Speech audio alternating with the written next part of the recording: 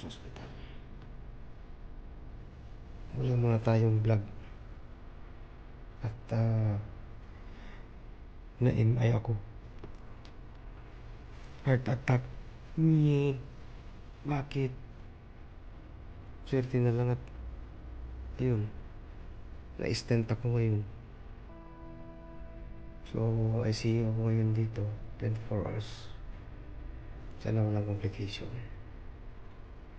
Ang sakit-sakit kanina, grabe. Ayan. Kasama ko dito yung aking loyal na roommate. Ayan o, ayan. Ayan. Laki ng utang na loob ko dyan. Lagi yun siya nandyan pag kailangan kong kasama, andyan lagi yan. So, kakalabas ko lang sa cath lab at nilagyan ako isang stent. Then observation 24 hours. So yan lang muna ang vlog natin ngayon. Everyday try ko na lang update ng status. Okay? Bye! Ano ko na lang naman para kasi nagtanong ako kung kailan siya babalik. Ganun pala yung heart attack. Ang sakit ng dibdib ko. Dibdib tsaka likod. Parang may nakaupo. Ngayon naintindihan ko na yung mga pasyente ko bakit pag may mga ganong complain hindi sila mapakali. Pwede natin gawin. Sakit. Meron akong contact sa kanila. Ngayon okay na. Nilagyan na ako ng stent. Pero swerte pa rin ako. Kausapin natin ngayon.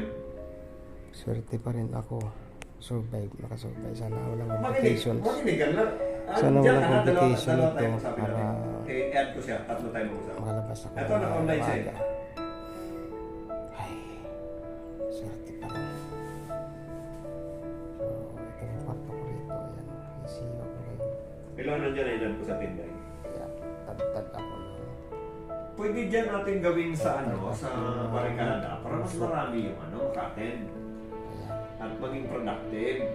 Tsaka pwede natin ang isang mo nila Masakit dito naman. Binuksan dito. Pero dinaanan ng stent.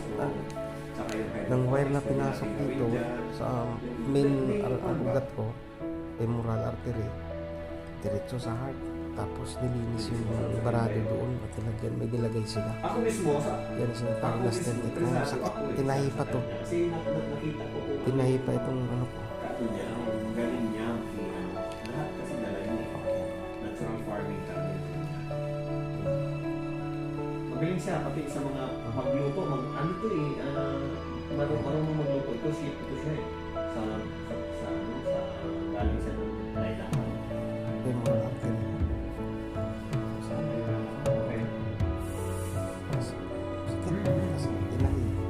Tinahi pa yan. Tinahi. So, kausapin At least wala na sakit yung dibdib ko. Parang pinahid lang.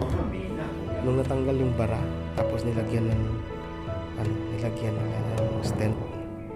Malapit yung nawala yung sakit ng dibdib ko. Dito na lang sa may incision na binutas yung main na ugat ko, femoral artery, para ipasok yung wire. Ay, ano pa rin, swerte pa rin. Pero guys, ano na to, 2021 na-COVID ako. Muntik akong namatay. 2022 na-COVID ako ulit. Tapos may lang 2023 heart attack ako. Wala na, uwi na ako. Uwi na talaga ako. Doon na ako sa isla. Tama na yung career ko. Tama na yung career ko. Oras na balik ako sa ito.